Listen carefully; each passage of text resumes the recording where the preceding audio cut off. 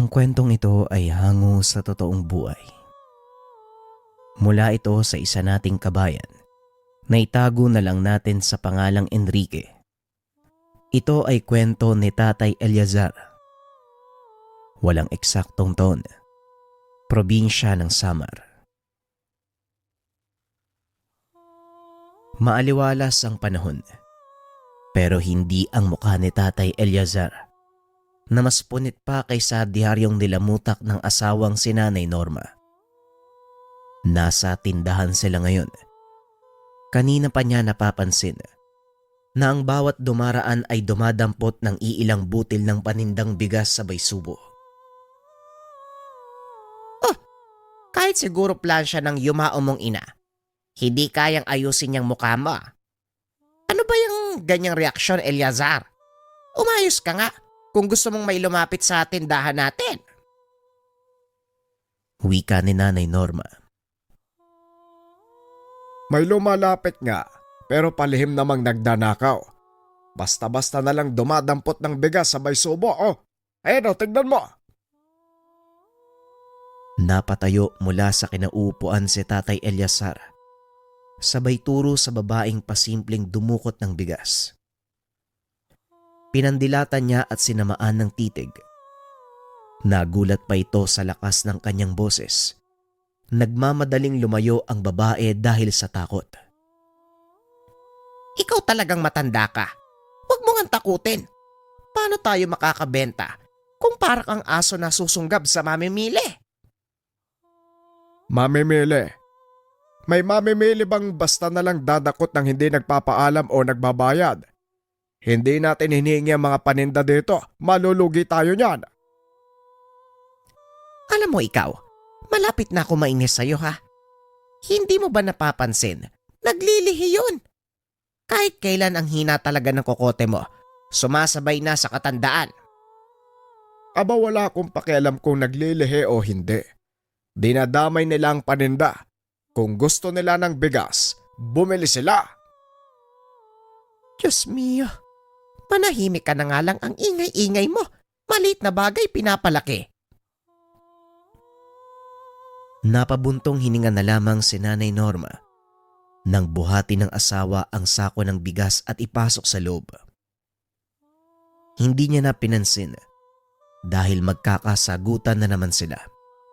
Baka mas mahaba pa ang sagutan kaysa sa listahan ng nabentang paninda. Nasanay na rin siya dito dahil may ugali itong mahirap intindihin. Mas nauuna ang pagkamainitin ng ulo kaysa pangunawa.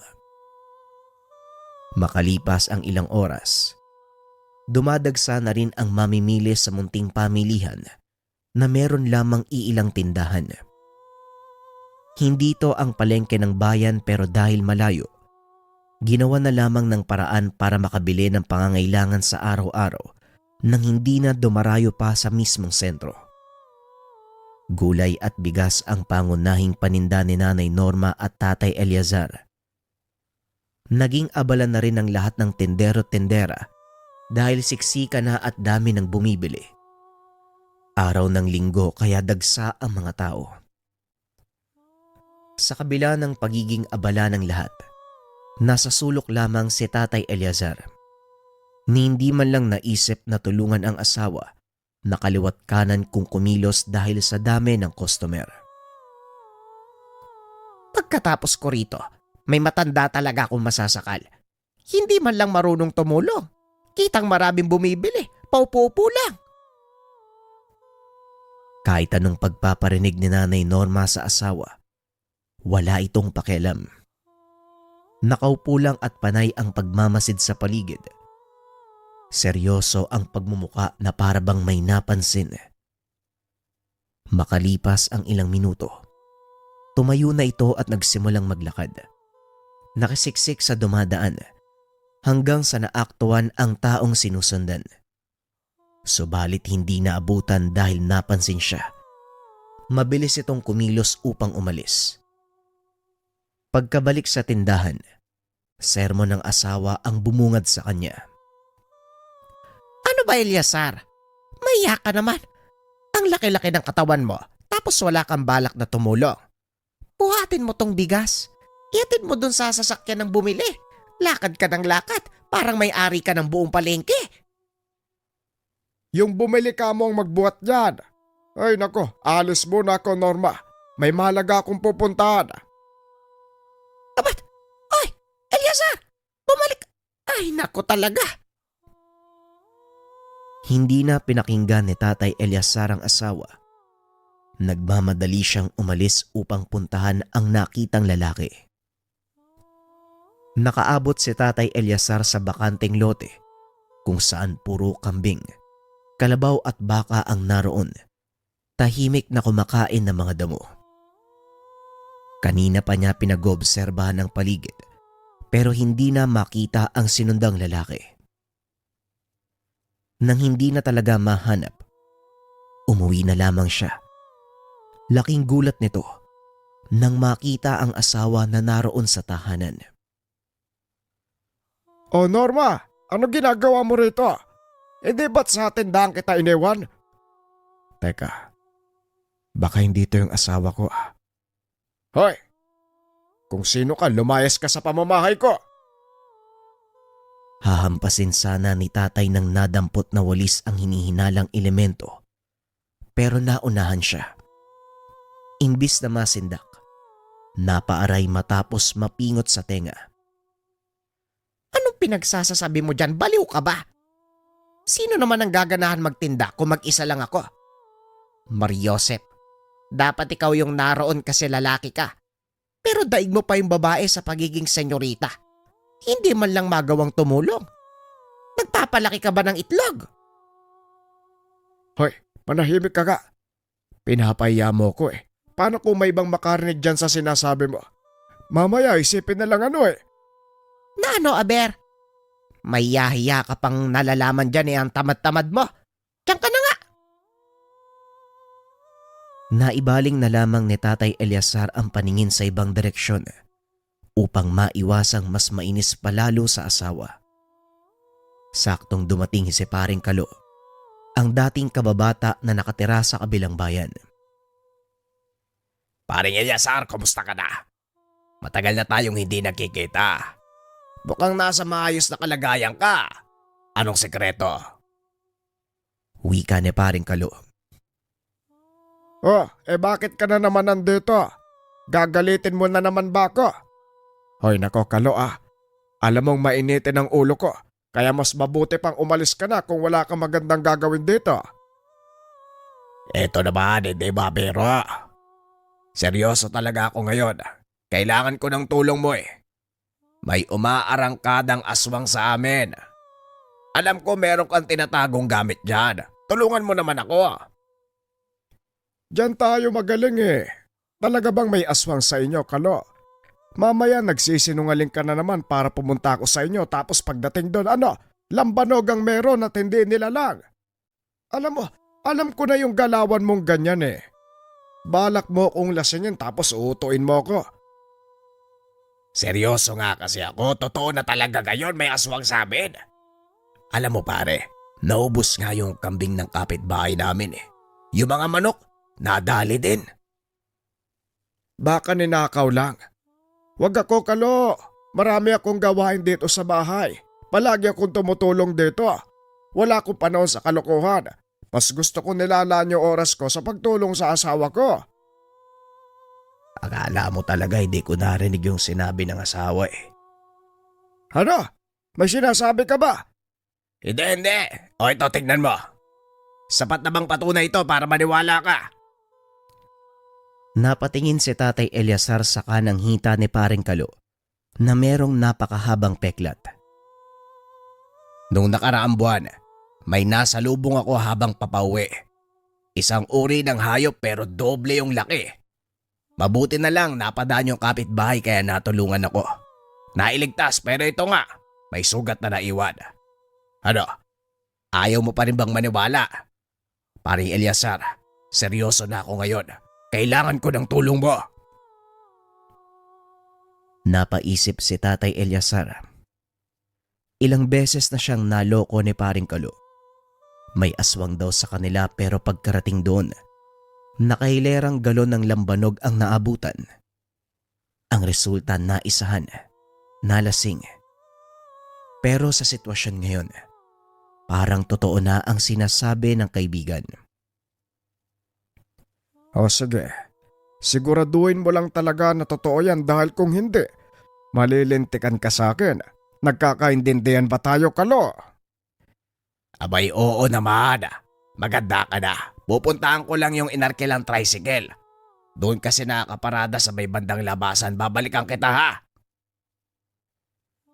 Sa pagtalikod ni paring Kalo, nagmamadali nang pumasok ng tahanan si Tatay Eliazar upang asikasuhin ang mga gamit. Sa kanyang paghahanda, sumingit ang asawa at nakiusisa. Ano, lalayas ka na naman? Ang kapal talaga ng matandang to. Wala na ngang nagawang tulong dito sa bahay, lalayasan pa ako. Kung may babalik ko lang yung panahon talaga, sana hindi kita pinakasalan. Hoy Norma, magtigil ka nga. Puro kadakdak. At saka hindi naman ako lalayas. May pupuntahan lang ako. Doon sa lugar ni paring Kalo. May nanggagambala daw doon eh. Yan tayo. Kapag usapan ng mga kung ano-ano, ang bilis mong rumisponde. Samantalang sa paghuhugas ng pinggan, hindi mo magawa. Ilang araw na yan sa lababo, oh. Wala ka bang pakiramdam? Ay naku, pwede ba isang tabi mo na muna yan? Parang yan lang eh. Mas mahalaga ang mapuksa mga nilalang. Maaaring madamay ang mga tao kapag nagkataon. Hindi. Hindi ka aalis, dito ka lang. Marami kang gagawin, maiya ka naman, Eliazar. Kawaan mo naman yung asawa mo. Hindi na makahinga sa dami ng gawain. Ay bahala ka dyan, nag-iinarte ka lang, hindi bagay sa'yo ah. Oy, lalayas. Talaga, bumalik ka. Tong matandang to. Hindi pinakinggan ni Tatay Eliazar ang asawa. Nagmamadali na siyang lumabas. Nakasalubong niya si paring Kalo. Nagtataka dahil malakas ang sigaw ni Nanay Norma. Anong meron pare? Uminit na naman ba ang dugo ni Maring Norma? Inaway mo na naman ba kayo talaga oh? Mula pagkabata hanggang sa ngayon, nagbabangayan pa rin kayo. Yung away nyo pambata eh. Sige na, umalis na tayo bago pa tayo maabutan yan. Mamaya hindi kita masamahan, ikaw din. Sige pare, pero parang nakakabastos kasi kung hindi ko kakausapin si Mare. Nandito na lang din ako eh. Kukumustahin ko muna siya. Sabing magpaandar na eh, malapit na siya. Gusto mo yatang hindi kita matulungan? Umalis na tayo, bilisan mo! Wala nang nagawa si paring Kalo kung hindi paandarin ng tricycle. Parurutin bago makalapit si Nanay Norma na merong bitbit na mahabang kawayan. Balak itong ihampas sa asawa. Natatawa na lamang siya dahil hindi akalain na muling masasaksiyan ang tila batang pag-aaway ng dalawang matanda. Magmula pa noon, noong nagliligawan pa lamang ay palagi na itong nagbabangayan. Wala yatang araw na lilipas na hindi sila nagpapalitan ng salita. Ngunit kahit ganun, mahal nila ang isa't isa. Kahit hindi nagkakasundo sa halos lahat ng bagay dahil sa katamaran ni Tatay Eliazar pagdating sa mga gawain. Si Nanay Norma na lang ang madalas na kumikilos. Sa kabila nito, suportado ng asawa ang pagiging antingero ni Tatay Eliazar. Paminsan pa nga ay inaalalayan siya sa tuwing may dadayo sa kanilang tahanan para magpatulong. Pero na nagsimulang uminda sa pananakit ng katawan buhat sa katandaan, ipinagpaliban na ito ni Nanay Norma. Nang mas lumala pa ang katamaran ni Tatay Eliazar, wala na talagang balak na tumulong kahit sa magaang gawain. Dito na tumutol si Nanay Norma. Pinipigilan niya ng manugis ng aswang dahil sa inis na mas aktibo pang tumulong sa iba kaysa sa kanya. Pero matigas ang asawa at ayaw makinig. Ipinagpatuloy ang gawain bilang antingero. Paminsan ay sinusumpa pa ang asawa buhat ng galit. Nakarating na sila Tatay Eliazar sa bahay na kinalakihan ni Paring Kalo. Pagkababa ng tricycle, masasabing iba ang sangyo ng hangin sa lugar. Sa palagay ni Tatay Eliazar, napadaan ang nilalang bago pa sila dumating. Pero sa isip ng antingero, kung napadaan nga lang ba ito o naroon pa rin sa lugar. Medyo malayo-layo yung bahay namin ha. Lumipat kasi kami nung pinaayos ng munisipyo yung kalsada. Konting tiis lang sa paglalakad makakarating din tayo. Aba, nasa na yun? Eto talagang matandan to.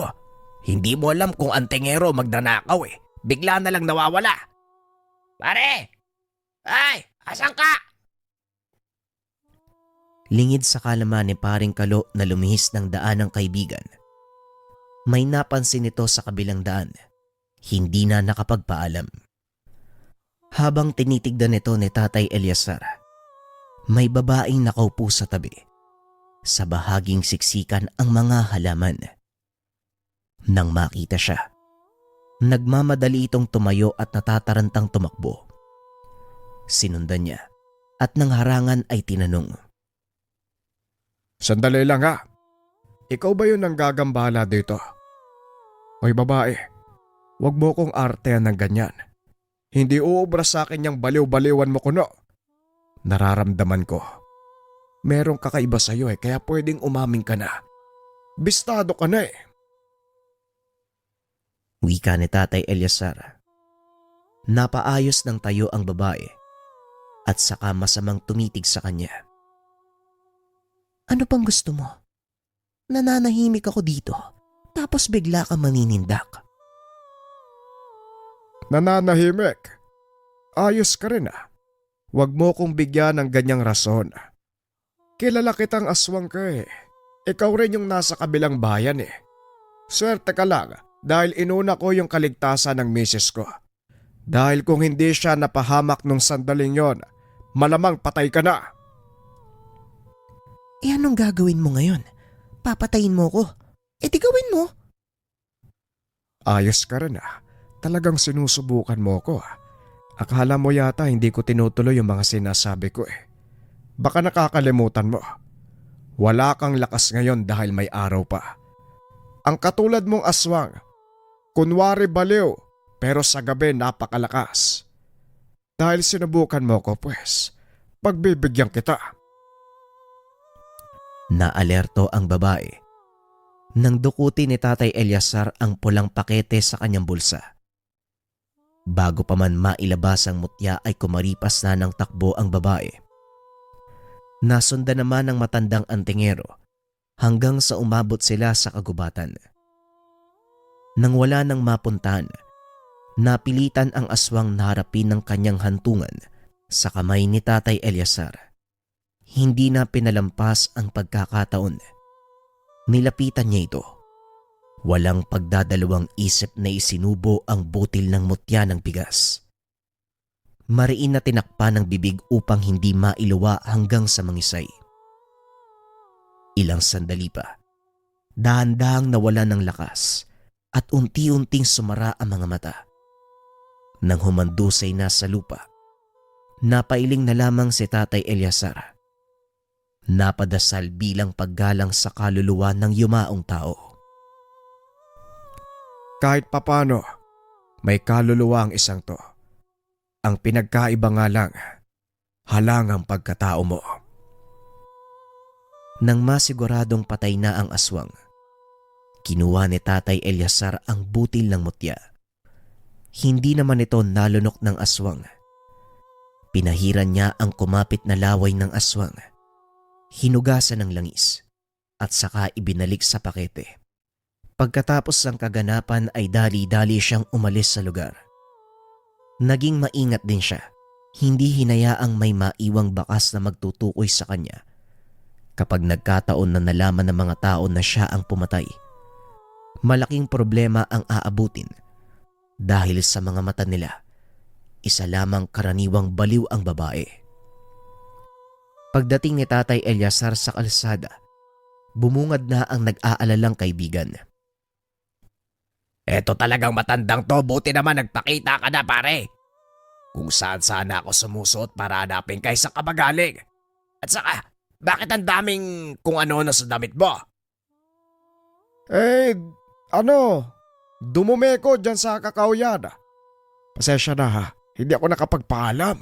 Ang sakit ng tiyan ko eh. Gustong gusto nang lumabas, ang dami nga eh. Gusto mong makita?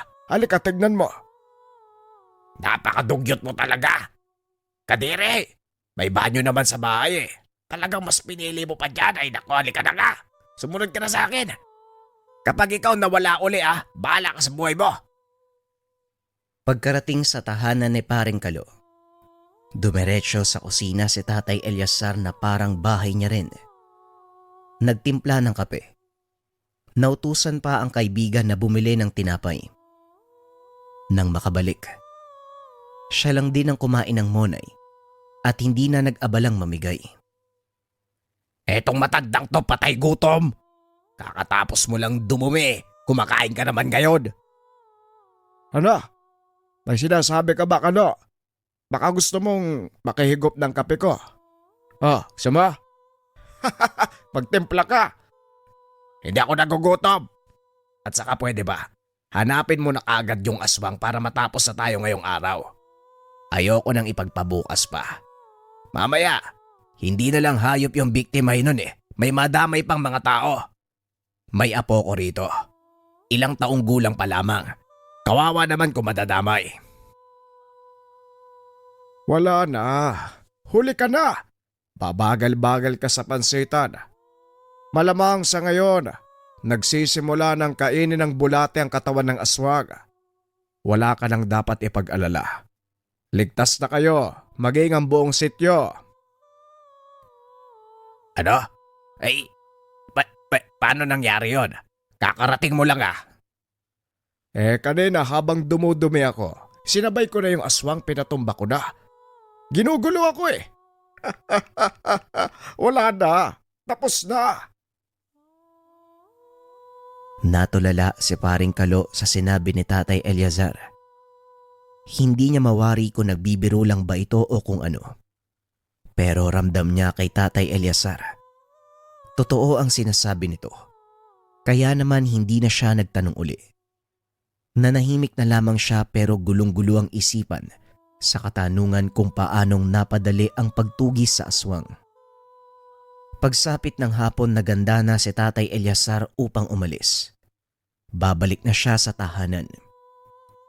Hinatid naman ni Paring Kalo dahil may kalayuan at hindi kayang lakarin. Habang nasa daan, narinig nila ang usap-usapan tungkol sa natagpuang katawan sa kagubatan. Ay nako, kawawa talaga si Elena. Baliw na nga. Pinagkaisaan pa. Ayun, namatay tuloy. Kawawa nga eh. Tinakasan ng sariling pag-iisip. Mas kinawawa pa. Ay nako, linti talaga yung gumawa doon. Napatingin si Tatay Eliazar dahil sa sinabi ng kaibigan. Sumama ang kanyang loob, pero hindi magawang sabihin na siya ang pinatutungkulan dahil baka mabuking. Minabuti niyang manahimik na lang kaysa madulas kapag nagsalita pa. Makalipas ang ilang sandali ay nakarating na din sila. Pagkababa ng tricycle, sumalubong kagad si Nanay Norma at pinaghampas siya. Ikaw, naisipan mo pa talaga bumalik. Sana hindi na lang. Ang kapal mong matanda ka. Pagkatapos mo ko layasan, babalik ka. Aba, wala na talagang ikakapal yung mukha mo. Hoy, ano ka ba, Norma? Papatayin mo ba ako? Ang lakas ng hampas nito, parang bakal yung kamay mo Akalo, tulungan mo nga ako. Ilayo mo yung demonyitang yan. Pari Eliazar, diyan ka na Hindi kita matutulungan. Away mag-asawa yan eh. Bawal ako manghimasok. Nagmamadaling lumayo si Paring Kalo upang mabigyan ng oras ang mag-asawa. Nahihiya siyang manatili dahil pinagtitinginan ng mga kapitbahay at dumaraan ang dalawa. Tignan mo. Hindi ka nagsibak ng kahoy. Ako ang gumawa at nasugatan ako. Kasalanan mo to eh. Ang tamad-tamad mo. Eh ganyan tayo kapag nagkakamali ka, ako ang sinisisi mo. Kasalanan mo naman talaga eh. Kung gumawa ka ng gawaing bahay, hindi sana ako gagawa niyan. Ayan tuloy nagkasugat ako. Ang sabihin mo, hindi ka nag-iisip ng maayos. Imbis na kahoy yung tagain, yung kamay mo. Itong matandang to. Ayos ka. Sige tumakbo ka. Hahabulin kita ng itak. Santissima, sinasapian na talaga ng demonyo to. Kumaripas ng takbo si Tatay Eliazar bago pa maabutan ng asawa na hindi niya inaasahang hahabulin siya ng itak. Sa tanang buhay niya ngayon palang natakot ng husto. Maging ama kapitbahay ay kinabahan na sa kanila. Naging normal na sana ang bangayan, pero mukhang napasobra ngayon na ikinagulat ng lahat. Ano? Hindi ka ba bababa dyan? Sinasagad mo ko, Eliazar. Kung may babalik ko talaga yung panahon, sana noon pa. Tinispatsa na kitang matanda ka. Ako rin naman Kung may babalik ko lang sanang panahon, kapatid mo na lang sana'y naligawan ko. Ewan ko ba kung bakit ikaw may lahi kang demonyo. Ngayon pa talaga lumabas yung ugaling yan. Sana noon pa para naiwasan ko na. Wika ni Tatay Eliazar habang nakatingin sa baba. Nasa kalagitnaan siya ngayon ng puno ng niyog. Umakyat na lamang dahil hindi na kaya pang tumakbo. Pero ngayon palang nangangatog na ang mga tuhod. Anumang oras ay pwede nang mahulog. Nang makitang nasa baba pa rin si Nanay Norma, napabulong na lamang siya sa sarili. Etong matandang to, kung kailan naging 60 anyos, saka nag-asal demonyo. Si Satanas talaga hindi marunong pumili ng sasapian. Sa asawa ko pa talaga na puro kulubot na ang katawan. Ano? May sinasabi ka bang dumuho ka? Wala! Pwede ba itigil na natin to? Hindi na tayo bata para sa ganito. Hindi ka ba nahihiya sa mga kapitbahay natin? Pinagtatawanan tayo dahil dyan sa ugali mo. Napapagod na ako dito. Kapag ako nahulog, mamamatay ako. Magmumulto ako, hindi kita titigilan. Sige ka. Di gawin mo. Sinong tinakot mo, Aber? Ngayon ngang buhay ka para ka ng multo Huwag kang uuwi sa bahay ha. Sinasabi ko talaga sa'yo. Nakahinga si Tatay Eliazar. Tumigil na mismo ang asawa. Akala pa niya hindi na siya makakababa mula sa pagkakalambitin sa puno ng nyog. Napasalampak sa lupa dahil sa matinding pangatog ng mga tuhod, pawisan at kabadong-kabado. Sus Mariosep tong asawa ko. Asawa ko ba siya o ibang tao na? Hindi ko na yata kilala yun Mamamatay ako nito nang wala sa oras. Pinalipas muna ni Tatay Eliazar ang ilang sandali. Nang sumapit ang gabi, binalak niya nang umuwi upang makapagpahinga. Pero nang nasa bakuran na siya, bigla siyang tinabla ng takot.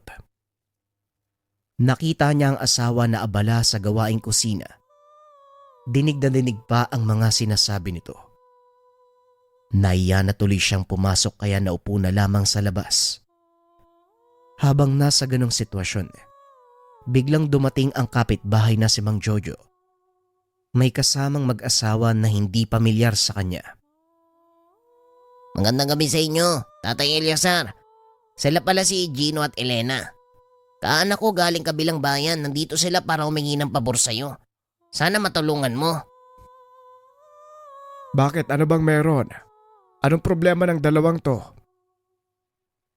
Ito po kasing asawa ko, Tatay Eliazar Nabuntis tapos nung nanganak na, patay yung bata nung lumabas Ang sabi ng pinuntahan naming manggagamot, inaswang daw yung sanggol. Hindi niya kayang humarap sa aswang dahil wala siyang sapat na gamit. Nandito kami para humingi ng tulong sa'yo. Gusto po naming gumante sa hayop na pumatay sa anak namin Sana ho matulungan niyo kami. Wika ni Gino. Ay nako, umaarangkada na naman ang mga nilalang. Naiintindihan ko ang sakit na dulot ng pagkawala ng inyong anak. Pero sigurado kayo, gusto niyong gumante. Kilala niyo ba ang aswang? Oho, hindi po ako pwedeng magkamali habang nagbubuntis ako. Yung kaibigan po ng yumao kong nanay, yung palagi kong kasama, dumadalaw siya sa bahay. Akala ko bisita lang pero may masamang pakay pala. Wika ni Elena. Paano ka naman nakakasiguro, iha? Masama ang magbintang ng walang sapat na patunay. Magkakasala lang tayo kung hinala ang pagbabatayan. May usap-usapan na po dati na aswang siya eh. Hindi ko lang masyadong napagtuunan ng pansin dahil bata pa ako noon. Hindi ko po alam yung mga ganitong bagay eh. Pero sigurado po talaga ako siya yung aswang. Sa tuwing pumupunta siya sa bahay, ako kagad yung hinahanap niya. Tapos palaging hinahawakan yung tiyan ko eh. Palagi nagtatanong ng tungkol sa bata, kung anong ipapangalan ko. Kay nahinala naman po talaga, hindi ba? Ay nako, titignan muna natin, o siya. Umuwi na muna kayo dahil bukas na bukas. Magpapasama ako kay paring Jojo sa tahanan nyo. Obserbahan muna natin yung pinaghihinalaan yung aswang. Kapag sigurado na tayo, saka natin paparusahan, ayos ba yon? Gabi na kasi galing pa ako sa mahabang lakad eh. Hindi pa ako nakakapagpahinga. Sige po, wala pong problema, Manong. Aantayin ka po namin ha. Maraming salamat po sa inyo. Sige na, umuwi na kayo. Ihatid mo na lang paring Jojo ha, gabi na baka mapano yan sa daan. Nang umalis ang tatlong bisita, hindi maiwasang makaramdam ng lungkot ni Tatay Eliazar. Palaging nangingibabaw ang kanyang emosyon pagdating sa mga bata na nabibiktima ng aswang. Minsan na siyang nawala ng anak, kaya naiintindihan niya ang mag-asawa. Ang galing mo rin ano? Kapag ibang tao ang bilis mong tumulong, kapag may aswang natutugisin, alisto ka. Tapos dito hindi ka naaawa sa akin. Hindi ka marunong tumulong sa mga gawain. Halos mapatalon sa gulat si Tatay Eliazar. Biglang nagsalita ang asawa. Hindi niya namalayan ang paglabas at paglapit nito sa kanya. Nakatikim pa siya ng hampas ng sandok. Norma, masakit yan ha. Alam mo bang nakakabaliw ang paghampas ng sandok? Tumigil ka na. Eh di mabaliw ka. Wala akong pake. Hindi nito tinigilan ang paghampas kay Tatay Eliazar. At ang huli, nakahanap ng pagkakataong makatakas ang matanda. Nagmamadaling pumasok ng bahay at pinagsarahan ng asawa. Buksan mo to, Eliazar. Kapag ako nakapasok, talagang malalagot ka. Eh diyan ka na muna, ang ingay mo eh, nananakit ka pa. Sa labas ka matulog. Lumipas ang gabi na puro bangayan ang maririnig sa kanilang munting tahanan. Hirap din makatulog ang katabing bahay dahil sa lakas ng boses. Hindi lang sila sinuway dahil nahihiya. Hanggang sa pagsapit ng umaga, wala pa ring nagbago. Ingay pa rin ang mapapakinggan. Sige lang, umalis ka lang. Manugis ka ng manugis hanggang sa maubos ang lahat ng aswang sa mundong to. Huwag kang titigil ha. Maghanap ka ng nilalang na pupuksain mo. Gawain mo yan eh. Tungkulin mo bilang antingero. Pero huwag ka nang babalik sa bahay na to kahit kailan ha. Doon ka na lang. Doon ka manirahan kasama ng mga aswang. Napapikit na lamang si Tatay Eliazar sabay takip sa magkabilang tenga. Parang may tumutunog na kampana sa kanyang pandinig sa lakas ng boses ng asawa. Hindi na lang niya binigyan ng pansin. Tiniis ang kaingayan hanggang sa nakawala na siya nang makaalis ng tahanan. Galit na galit si Nanay Norma pero hindi niya magawang isang tabi ang pagtulong sa mag-asawang lumapit kagabi. Aniya pa sa kaloob-looban. Darating din ang oras, maiintindihan siya ng kanyang asawa. Ngayon mas kailangan niyang unahin ang mahalagang bagay. Sa tulong ni Mang Jojo, narating ni Tatay Eliazar ang bayang tinitirahan ng mag-asawa. Masyado na itong malayo pero dumating sila ng hapon bago pa sumapit ang gabi. Ilang bundok ang kanilang dinaanan at batay rito, naintindihan niya ang kalagayan ng lugar. Hindi nalalayong pamugaran ng aswang. Mabuti naman po nakarating kayo bago sumapit ang gabi. Diyan po kasi sa bundok may aswang na nag-aabang eh. Kaya po walang naglalakas ng loob na lumabas dahil sa takot. Wika ni Gino. Gaano ba kayo kadalas aswangin dito? Halos gabi-gabi ba? Hindi naman po sa ganun, mas madalas po sila sa kabundukan eh. Madalang kung sumadya dito sa mga bahay. Matapos ang maikling usapan, binigyan ng espasyo na mag-asawa si Tatay Eliazar upang makapagpahinga. Pero hindi nito magawang matulog dahil nakikiramdam. Habang nakadungaw sa bintana, nahagip ng kanyang paningin. Isang ginang ang naglalakad. Pasulyap-sulyap sa tahanan ng bahay ni Gino. Nagmamadali naman siyang nagtago upang hindi makita. Katulad ng pagpapaliwanag ni Elena, ang babaeng ito ay ang kaibigan ng yumaong ina. Ang pinaghihinalaang pumatay sa kanilang anak. Nagkarga ng sabulag si Tatay Eliazar. Pinagmasdan ang matandang babae. Hindi niya magawang sumalungat sa paniniwala ng mag-asawa dahil tama sila. Ang babae nga ay isang aswang. Sino pa kaya yung minamanmanan nito? Hindi na buntis si Elena eh. Pero nandito pa rin siya. Ano kayang pakay ng matandang to? Wika ni Tatay Eliazar sa sarili habang hindi pa rin tinatantanan ng tingin ng babae. Ilang sandali pa ang lumipas ay nawala na ito. Dito na rin siya kumilos upang mailigpit ng maaga ang nasabing nilalang. Tatay Eliazar, alis po ba kayo? Hindi niyo po ba nagustuhan ng kwarto? Kung sakaling may gusto po kayo, sabihin niyo lang sa amin ha. Hindi. Ayos lang ang kwarto. Pero hayaan niyo muna ako ha. May pupuntahan lang ako. Mag-ikot-ikot. Sandali lang to. Gabi na ho ah. Masyado pong delikado sa labas. Huwag niyo akong alalahanin. Gino, dito ka lang sa bahay ha. Bantayan mo si Elena. Kapag may napansin kayong masamang amoy, yung kakaiba, yung hindi pangkaraniwan, isaboy niyo tong langis. Itataboy niyo ang nilalang na umaaligid sa inyo. At saka akin na yung bote ng lambanog. Mas magandang may iniinom habang naglalakad. Teka, sandali lang po ah. Nasa panganib po ba kami uli? Hindi natin sigurado, pero mas mabuti nang maging handa at alisto. Tandaan niyo ang sinabi ko. Mag-ingat kayo rito. Huwag na huwag yung pagbubuksan ng pintuan ng kahit sino. Maliban sa akin, maliwanag ba? Wika ni Tatay Eliazar. Tumango at naintindihan ng mag-asawa ang kanyang bilin. Nagmamadali na siyang lumabas upang masundan ng babae. Nakita niya ito sa daanan. Nagkatinginan pa sila ng ilang segundo hanggang sa nakilala nito kung sino nga ba siya. Kagad hinabol ni Tatay Eliazar nang tumakbo ang matandang babae. Umabot pa sila sa kabundukan kung saan naroon ang ibang kalahi ng matandang babae. Dahil malakas ang tangan niyang mutya, sila ang nagkusang umatras. Lumagok pa ng alak si Tatay Eliazar habang tinitignan ang mga nilalang. Yun naman pala eh.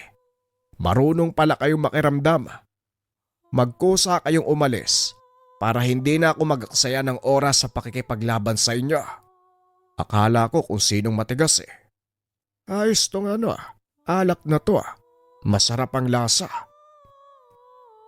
Wika ni Tatay Eliazar. Nag-alisan ang mga nilalang na nag-aabang sa kabundukan. Pero yung babae na kanyang hinabol, nanatiling nakatayo sa hindi kalayuan. Tila hinahamon siya batay sa paraan ng pagtingin. O lalabang ka?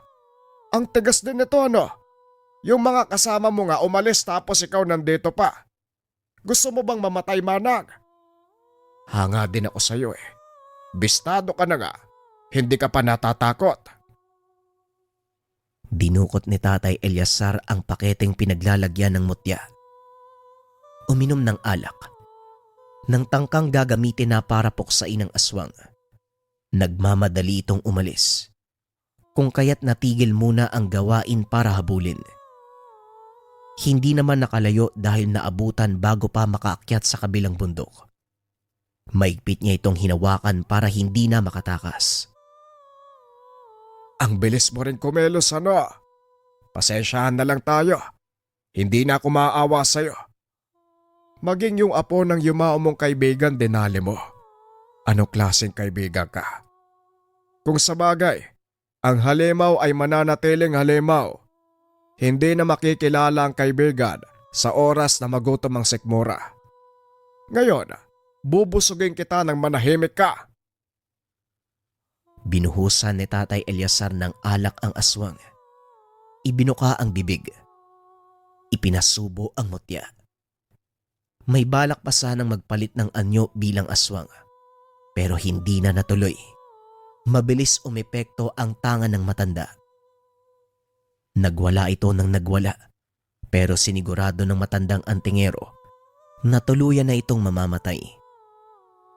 Nanghina na ang matandang babae, tuluyang binawian ng buhay. Napabuntong hininga na lamang si Tatay Eliazar. Sandali pa niyang tinitigan ng bangkay. Pagkatapos ay minabuting dalhin sa pinakamasukal na bahagi ng lugar upang hindi madaling mahanap. Bumalik na ang matanda sa bahay ng mag-asawang Gino at Elena. Tinignan niya ang dalawa. Wala namang nangyaring masama habang sila lang ang naiwan. Nag-alala ang mga ito, pero sinabihan niyang magpahinga na at bukas na ibabalita ang tungkol sa aswang na kanyang pinuksa. Habang nasa higaan, hindi mapakali si Tatay Eliazar. Ganito ang kanyang sitwasyon sa tuwing makakapatay ng aswang. Alam niyang tama ang ginawa dahil nararapat lamang iyon sa nilalang na walang ibang alam kung hindi ang sindakin at biktimahin ng mga tao. Pero may parte din sa kanya na nanghihinayang sa buhay ng mga ito. Minsan na rin siyang napapatanong kung bakit may ganong klaseng nilalang sa mundo. Bakit kailangan pang may masaktang tao at may mamatay na nilalang? Bakit hindi na lang magsama ng walang nasasaktan? Naging mas malalim pa ang pag-iisip niya hanggang sa hindi na malayan. Sumikat na ang araw. Kung hindi nahawi ang kurtina ng bintana, hindi mapapansing umaga na pala. Bumangon na lamang siya at lumabas. Sakto namang gising na ang mag-asawa at upang walang masayang na oras, ipinagtapat niya ang totoong nangyari sa nagdaang gabi. Tama kayo. Ang babaeng kaibigan ng yumao niyong ina ang aswang. Nakaengkwentro ko kagabi. Wala na siya. Huwag na kayo mag-alala. Dahil magmula ngayon wala nang manggagambala sa inyo. Iiwanan ko rin kayo ng pangontra para kahit papano may proteksyon sa inyong tahanan. Hindi na rin ako magtatagal. Kailangan kong umuwi. Pagkatapos mag-agahan, nagpaalam na si Tatay Eliazar. Sinigurado niyang mapanatag ang kalooban ng mag-asawa bago siya umalis. Ilang sandali rin siyang nagmasid sa kabundukan. Malakas ang enerhiya ng mga aswang doon at upang mabawasan, nagbaon siya ng isang butil ng mutya sa mismong bundok. Sinabayan niya rin ng maiksing orasyon. Nang matapos ay nagpatuloy na sa paglalakbay. Pagkauwi sa tahanan, hindi pa nga nakakaupo ay binulabog na ng ingay mula sa nagtataasang boses ng asawa. Kakagaling lang nito mula sa tindahan. May dalang mga gulay na walang pakundangang ibinato sa kanya. Ay sa wakas, nakauwi na ang magaling kong asawa. Sino nagsabing bumalik ka pa dito? Ang linaw-linaw ng pagkasabi ko. Doon ka na tumira kasama ng mga aswang dahil dyan ka naman alista. Normano ba? Magtigil ka nga. Hindi ka na naiya sa mga kapitbahay. Malapit na tayong palayasin ng mga yan dahil sa kaingayan mo. Itiko mo nga yung bunganga mo kahit ngayon lang pakiusap. Huwag mong dahilan ng ibang tao, umalis ka, lumayas ka. Wala kang parte sa buhay ko. Doon ka tumuloy sa mga tinutugis mong aswang. Magsama kayo, total magkamukha na kayo. Sigurado ka papalayasin mo ko. Ikaw rin. Meron pa naman akong dalang pera. Ibibigay ko sana sa'yo. Inilabas ni Tatay Eliazar ang perang natanggap mula kay Gina at Elena. Hindi napansin ng matanda. Inilagay ito sa kanyang bag. Ayaw niyang tanggapin ang pera. Ngunit nang tignan ang laman ng bag, pasikreto itong inilagay ng mag-asawa. Anong akala mo sa akin? Mukhang pera? Akala niya madadala si Nanay Norma. Hindi pala. Mas lalo itong nagalit. Napilitan siyang lumabas ng tahanan. Sa bakuran na lamang nagpalipas ng oras. Ilang sandali pa lumabas ng bahay ang kanyang asawa at hindi siya pinansin. Kinabahan ito dahil may bitbit na itak. Dumiretso sa likod. Nagsimulang magsibak ng kahoy. Nung una hindi kumibo si Tatay Eliazar. Pero dahil sunod-sunod na ang ingay ng pagsibak, hindi niya na napigilan ang sarili. Lumapit siya at pinagmasdan ng asawa. Dito niya napansin. Bahagyang pumapayat ito. Pagod ang mga mata. Parang pinipilit na lamang na kumilos. Napabuntong hininga siya at saka kinuha ang itak. Ako na. Baka masugatan ka pa dyan, oh. Pumasok ka na nga sa loob. Ihatid ko na lang mamaya yung mga sinibak na kahoy. Hindi na. Ako na, kaya kong gawin to. Ayokong umasa sa'yo. Punong-puno ng katamaran niyang pagkatao mo. Ano ka ba, Norma? Ako na dito. Gawain to ng lalaki kaya sumunod ka na lang sa akin. Pumasok ka na, huwag ka nang makulit. Aba, tignan mo nga naman kung sino nagsasalita. Eliazar, nalunok mo ba yung mutya mo kaya ka nagkakaganyan? Hindi uubra yung estilo mo sa aking bait-baitan. Norma, pasensya ka na kung tamad ang asawa mo. Pero gumagawa naman ako ng mga gawaing bahay eh. Hindi nga lang nagagawa kagad pero tinatapos ko naman. Ano pa bang gusto mo? Mabuti naman at naitanong mo yan. Ang gusto ko lang naman, huwag mong iparamdam na mas mahalaga yung tungkulin mo bilang antingero kaysa sa asawa mo. Parang palagi na lang ako nauhuli. Parang mag-isa lang ako sa buhay na to. Hindi na kita maramdaman, parang ang layo-layo mo na. Masyado kang nakatutok sa panunugis ng iba't ibang nilalang. Nakakalimutan mo yung responsibilidad bilang asawa. Ayos lang sana kung unti-unti mo nang ititigil. Nag-aalala ko sa'yo. Tumatanda ka na. Nagkakasakit ka na din. Wika ni Nanay Norma. Tinalikuran siya nito matapos magsalita. Ramdam niya ang pag-aalala ng asawa. Abay, yun lang pala ang kinakagalit ng gurang na to. Gusto lang pala ng lambing. Pero nga no, ngayon ko lang din napansin. Masyado ngang nakatuon ang isipan ko sa pagtugis ng mga aswang. Nakakalimutan ko ng alagaan yung asawa ko. Ay naku naman talaga, oo. Pagsapit ng 7:00 ng gabi, nasa labas pa rin si Tatay Eliazar. Hindi sila nagkausap ni Nanay Norma. Ayaw niya ring unahan dahil masama pa ang loob nito. Lumipas ang ilang sandali na kaidip siya. Nagising na lang nang may tumapik sa balikat. Pagkamulat, bumungad si Aling Nene. Ay, pasensya ka na kung nagulo ko ang pag-idlip mo. Paring Eliazar, kailangan ko ang tulong.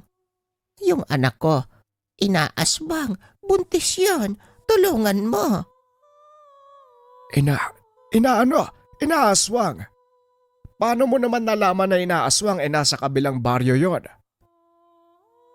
Pagkagaling ko sa tindahan, dinalaw ko siya at yun nga ang kwento.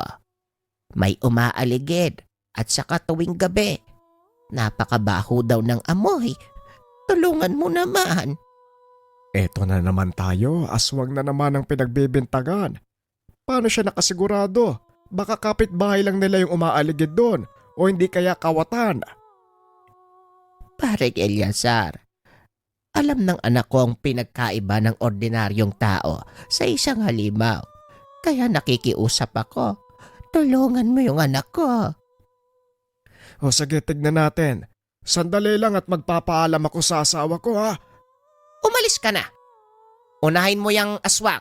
Baka makawala pa. Nagulat si Aling Nene.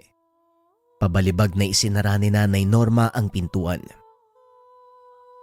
Magkaaway ata kayo ng misis mo. Pero pwede bang unahin mo muna ang anak ko? Ayoko mawala ng apo. Nalito si Tatay Eleazar kung sino ang uunahin. Pero sa huli, pinili niyang tulungan muna ang ibang tao. Nagmamadali niyang pinuntahan ang kabilang baryo. Sa malayo pa lang naaamoy niya na ang sangyo ng aswang. Habang lula ng tricycle, nagsimula siyang magkarga ng orasyon. Pagkababa, hinanap kagad ang pinagtataguan ng nilalang. Inutusan niya si Aling Nene na puntahan ng anak na buntis. Kailangan niya itong samahan, samantalang siya naman ay tutugisin ang nilalang. Sa likod ng bahay ito nagtatago. Maingat na lumapit si Tatay Eleazar para hindi madaling mapansin. Kargado na siya ng sabulag. Nang makalapit, inambahan niya pero mabilis itong nakakilos. Lumaban pa kung kaya't medyo nahirapan ang matanda. Napaatras siya upang makailag sa mga kalmot nito. Mabuti na lang, kakauyan ang bahaging iyon. Malayo ang distansya ng mga tahanan kung kaya't walang ibang nakapansin sa kanila. Isa pa madilim na ang paligid. Nang makabuelo si Tatay Eleazar at masukat ang galaw ng aswang, hindi niya ito kinaawaan. Mabuti na lang, nagawa niyang damputin ng itak. Matapos mataga ang nilalang ng paulit-ulit, isiningit niya ang butil ng mutya. Ibinaon sa sugat nito sa dibdib. Umangil ng napakalakas ang aswang at upang matahimik, binusalan nito ng matanda. Dito na nangisay ng todo ang nilalang. Makalipas ang ilang minuto hindi na nakagalaw. Tuluyang binawian ng buhay. Umalis siya kaagad para matignan ang kalagayan nila Aling Nene. Pagdating sa bahay, naabutan niya ang dalawa. Dahan-dahang lumalabas dahil manganganak na ang anak. Tulong, Pareng Eleazar. Manganganak na ang anak ko. Doon tayo sa bahay ni Maring Silta. Lumakad sila papunta sa kabilang sitio para mapuntahan ang tahanan ng komadrona. Inasikaso na ang panganak. Hindi magawang umalis ni Tatay Eleazar. Nangangamba siya na baka may pumuslit na aswang at madali ang sanggol. Naghintay siya hanggang sa lumipas ang ilang sandali at nailabas na ang bata. Naging maayos naman. Wala na ring banta ng panganib. Nang masiguradong ligtas ang lahat ay nagpaalam na siya. Pasado 1:00 ng madaling araw nang makauwi si Tatay Eleazar. Tahimik na ang paligid ng tahanan. Nakapasok naman siya dahil naiwang nakabukas ang pinto. Nang makitang mahimbing na natutulog ang asawa, tumabi na siya upang makapagpahinga. Kinabukasan tanghali nang nagising si Tatay Eleazar. Wala na si Nanay Norma ng mga sandaling iyon. Pagkatapos mananghalian, nagmamadali siyang nagtungo sa kanilang tindahan. Naabutan niya roon ang asawa na abala sa gawain. Bigla siyang nakaramdam ng hiya at hindi magawang lumapit. Pero nang dinagsa ng dinagsa ang pamilyan, napilitan siyang tumulong para hindi maging kawawa ang asawa sa kaliwat kanang gawain. Ano ginagawa mo dito? Aawain mo pa talaga ako. Sarap ng mga suki mo, ipagpaliban mo muna yan. Saka na tayo mag-away kapag naubos na yung paninda. Maraming bumibili oh. Hindi na rin nagawang sumagot ni Nanay Norma. Nahiya sa mga suki na nasa harapan lang. Ibinuhos nila ang atensyon sa gawain ng tindahan. Nang matapos na ang oras at sumapit ang 6:00, dahan-dahan silang naglikpit at nagsara. Pag-uwi ng tahanan, tila hindi magkakilala ang dalawa. Malayo ang distansya sa bawat isa. Natukso pa ito ng kakilala. Paring Eleazar, naghiwalay ba kayo? Yung asawa mo, ang layo-layo niyo sa isa't isa. Kung kailan naging matanda, saka naisipang maghiwalay. Lambingin mo kasi pare. Yakapin mo, halikan, para hindi man lamig sa'yo. Pero, iniwanan ka na. Napakamot na lang ng ulo si Tatay Eleazar nang makita si Nanay Norma na ang bilis ng lakad. Masyado na itong malayo. Nang lumiko sa kabilang daan, hindi na nakita at iniwanan na talaga siya. Paring Eleazar, nasa uling yugto na tayo ng ating buhay. Pakisama mo na mabuti si Mang Norma. Huwag mo hayaan na sumama ang loob hanggang kamatayan. Ay nako. May hindi lang kami pagkakaunawaan, maayos din namin yan. Aba dapat lang. Ayusin mo talaga pare. Mahirap yan. Tumango si Tatay Eleazar sa dalawang kaibigan. Nagmamadali na siyang umuwi para kausapin ang asawa. Kaso nga lang pagliko niya ng daanan, naabutan niya itong nanginginig sa takot habang yakap-yakap ang isang bata. Magtatanong sana ito pero hindi na nagawa nang makita ang aswang sa unahan.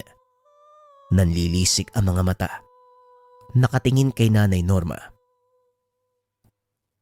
Aba, ang lakas ng loob mo ha. Talagang asawa ko pa ang bibiktimahin mo. Kagad hinabol ni Tatay Eleazar ang nilalang. Nang makapa ang nakasugbit na itak sa tagiliran, hindi na siya nagdalawang isip. Tatakas pa sana papunta sa kabilang bundok ang aswang. Tinaga niya ito ng paulit-ulit. Hindi tinigilan hanggang sa maputol ang ulo. Saka lang natauhan ng matandang antingero. Patay na ang aswang. Ang huling ginawa niya, sinunog ang katawan ng nilalang. Kagad siyang bumalik sa lugar upang matignan ng kalagayan ng asawa. Naroon pa rin nito at yakap-yakap ang batang hindi niya kilala. Nang mapatingin sa tabi, nagulat siya sa nakahandusay na bangkay ng isang babae. Nakilala din dahil tinawag ito ng bata na nanay. Ilang araw ang lumipas. Namuhay si Tatay Eleazar at Nanay Norma sa kanilang tahanan kasama ang batang naulila. Ito rin ang naging tulay para magkaayos sila. Hindi na rin humadlang si Nanay Norma kahit araw-araw na umalis ang asawa para manugis ng aswang dahil meron na siyang nakakasama. Subalit binago na ni Tatay Eleazar ang kanyang ugali. Naninibago sa pagdating ng bata.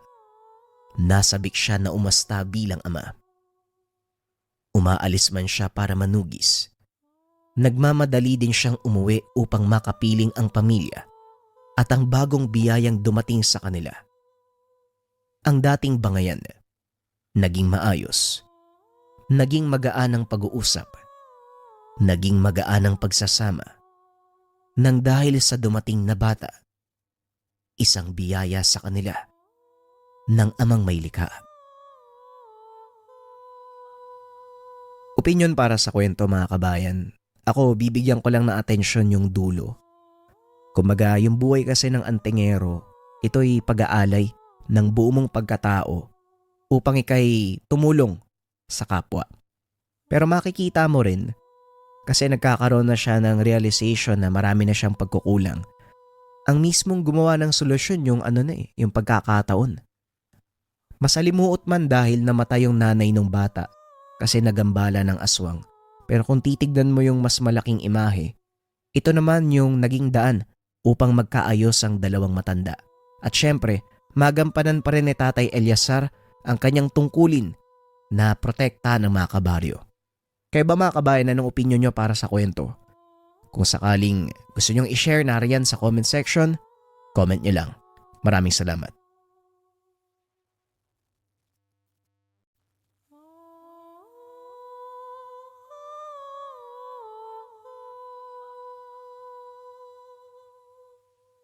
Mahilig ka bang mag-travel o palagi kang wala sa bahay?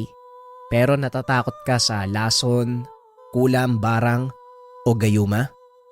Eto, habak nila ng keychain, bakos de gera, proteksyon at pampaswerte sa bawat paglalakbay. Ang habak nila na keychain, isang makapangyarihang proteksyon na maaaring dalhin kahit saan. Nagsisilbi itong pananggalang laban sa laso ng tao, elemento, nilalang, at nagbibigay proteksyon laban sa palipad hangin, usog, tigalpo, at iba pang masasamang espiritu. Kilala din ito sa Rebuelta, kung saan ibinabalik nito ang sumpa o malas sa pinagmulan. Binuo mula sa mga bibihirang sangkap tulad ng itim na lupa ng makiling, tawas tapol, diamante negra, bato balison, at iba pang mga sikretong sangkap. Mainam itong dalhin sa mga naglalakbay o mahilig sa hiking bilang proteksyon laban sa masasamang elemento. Bukod dito, nagdadala din ito ng pampaswerte lalo na sa negosyo. Ilagay lamang sa altar na nakaharap sa silangan para sa magandang pasok ng kita. Isang keychain na hindi lang dekorasyon, kung hindi isang espiritual na gabay at proteksyon para sa araw-araw. Kung ikaw yung tipo ng tao na madalas wala sa bahay, palagi naglalakbay, mahilig mag-travel, bagay sa'yo ang habak de lana. Subukan mo.